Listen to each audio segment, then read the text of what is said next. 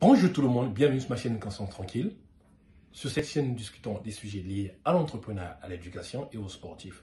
Alors, une fois n'est pas coutume, aujourd'hui nous allons essayer de parler de la politique. Alors, comme vous le savez très bien, le Burkina Faso vient d'être secoué par un coup d'État. Aujourd'hui, j'ai le plaisir de vous présenter une de mes collègues qui a une série de questions. Je vais essayer de répondre à ces questions concernant le Burkina Faso. Alors, Naomi, balayez encore.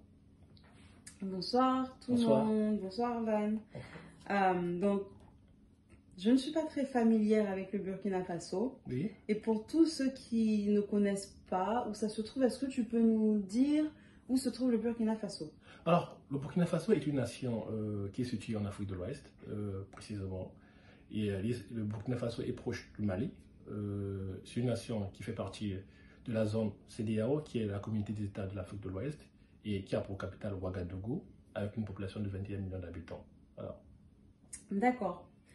Quel est le nom du président actuel et combien de temps était-il au pouvoir? Bon, on ne peut pas dire président actuel. Bon, le président vient d'être acquitté de ses fonctions. Donc, le président vient de faire face à un putsch actuellement. Donc, je peux dire, l'ancien président s'appelle Roch Christian Kaboré. Voilà. Et combien de temps était-il au pouvoir? Alors, il était au pouvoir, il a été élu en 2015. Et voilà, aujourd'hui, il n'est plus président en 2022. Donc, voilà. D'accord. Je pense que ça fait près de 7 ans qu'il est au pouvoir. D'accord. Donc, si j'ai bien compris, il y a eu un coup d'État. Oui. Est-ce que tu peux nous expliquer, pour ceux qui n'ont pas grandi dans des pays où il y a souvent des coups d'État, est-ce que tu peux nous expliquer qu'est-ce qu'un coup d'État?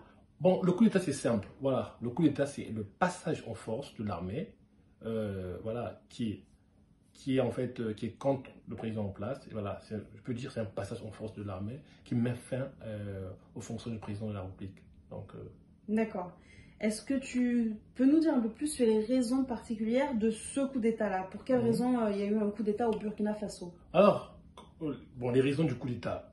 Généralement, les coups d'État sont occasionnés par les raisons ci-après.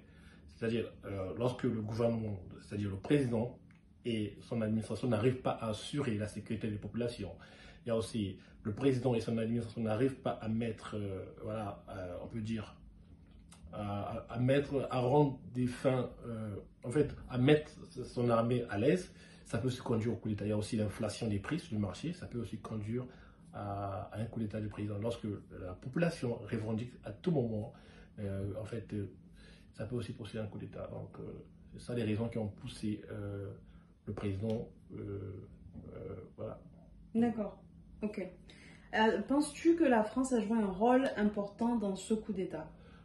Bon, à ma connaissance, je ne pense pas que la France aurait joué un rôle très important parce que j'aurais appris que la France, les États-Unis, les Nations Unies ont demandé, ils ont condamné fermement ce coup d'État. Ils ont demandé à ces personnes qui ont fait ce putsch de libérer le président, voilà, le président burkinabé, voilà, Christian Kaboré. D'accord. Oui. Y aura-t-il des sanctions internationales contre le Burkina Faso? Bon, je pense, bon, les sanctions, bon, pour l'instant, je ne peux rien te dire. Les sanctions, bon, pour l'instant, la CEDEAO et les autres, la communauté internationale n'a pas encore pris des sanctions, mais je pense que dans les jours à venir, il y aura des sanctions. Bon, pour l'instant, il y a des pays qui ont besoin de connaître des sanctions comme le Mali. Voilà, les sanctions sont déjà établies par la CEDEAO et la communauté internationale. Voilà. D'accord. Et est-ce que, d'après toi, y aurait-il une solution face à cette crise? Ouais, je pense que la solution serait qu'il faut que les Burkinabés éluent un président démocratique.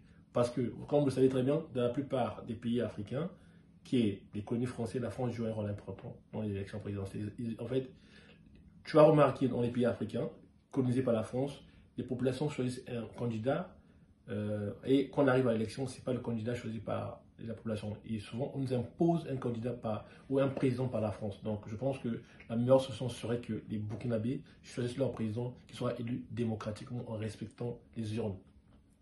Voilà. Waouh, merci beaucoup pour toutes ces informations. Merci. Je comprends un petit peu mieux maintenant. J'ai plus de questions tout de suite, mais merci beaucoup d'y avoir répondu. D'accord. Alors, ça a été un plaisir de recevoir Naomi sur ma chaîne. Alors, si vous avez aimé, likez, je vous demande juste de vous abonner. Et si vous avez des questions à poser, alors, vous pouvez toujours laisser un commentaire sur la section. Voilà. Donc, on se dit à bientôt pour une prochaine vidéo. Allez, au revoir.